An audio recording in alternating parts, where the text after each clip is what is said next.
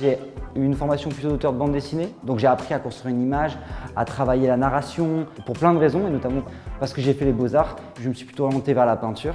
Et aujourd'hui, l'idée, c'est de ne pas faire de la bande dessinée en grand, mais c'est d'utiliser d'où je viens dans un contexte tout autre, avec d'autres enjeux, d'autres intérêts et d'autres ambitions.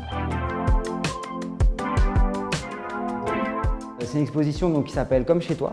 Toutes les peintures ont été pensées et réalisées pour l'exposition. L'idée pour moi, c'était d'avoir un thème.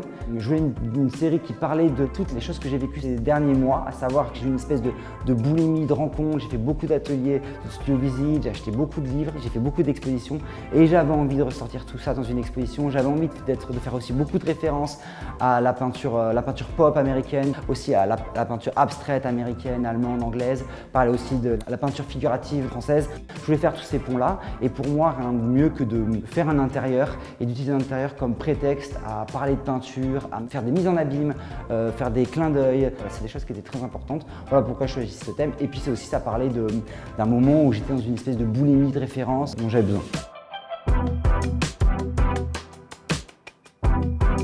Pour moi, c'était assez clair que c'était des intérieurs, qui est aussi un sujet qui a été fait par des noms immenses comme Matisse, comme Wes Hellman, je pourrais en faire une liste infinie. Et je voulais un titre un peu fun, un peu drôle. Je voulais pas refaire une redite, je voulais pas être trop littéral. Je voulais quelque chose qui soit un peu pop, un peu fun, avec un point d'exclamation aussi dans mon titre. Et pour moi, c'était comme dire, là on est comme chez toi. Comme un enfant qui vient s'adresser au collectionneur, regarde, j'ai peint comme chez toi. Il faut savoir que de par mon métier, j'ai eu l'occasion de me retrouver dans une situation où j'étais invité à des dîners chez des collectionneurs et c'est toujours des moments très particuliers où on en prend plein les yeux. Un peu comme si on était à Walt Disney, espèce de prolifération de couleurs, de formes, de matières, de choses. Comme une exposition mais à domicile, c'est vraiment une expérience unique. Et cette idée un peu folle, un peu loufoque, je voulais la retranscrire dans ma peinture qui faisait un clin d'œil avec ce que j'avais vécu moi en tant que personne dans ces maisons de collectionneurs.